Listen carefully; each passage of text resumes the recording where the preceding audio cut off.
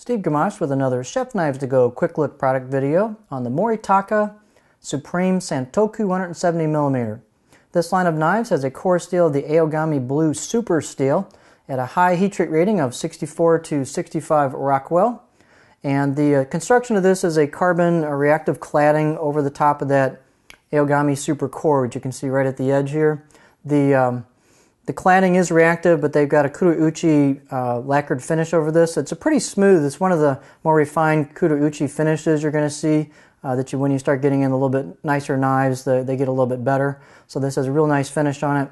You've got a stamped kanji on it. And this knife, I've handled quite a few Santokus now, and this is the lightest one I've handled. It's very light at 4.4 ounces at 112 grams. And the blade length is about 170 right on the money. It can vary just a little bit. The overall length is about close to 12.5 inches.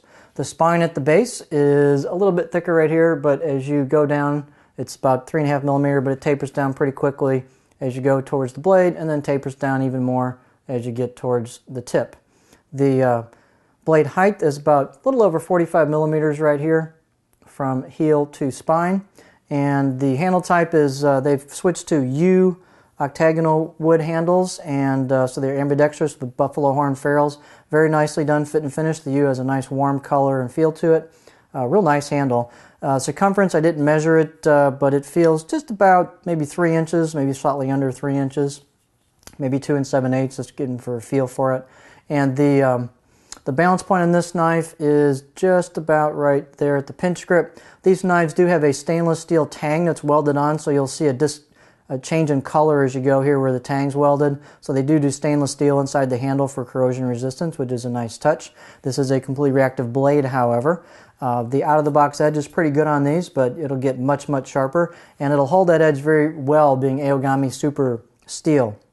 The profile on this knife is pretty classic right there. Fairly flat near the heel with a little bit of sweep at the tip.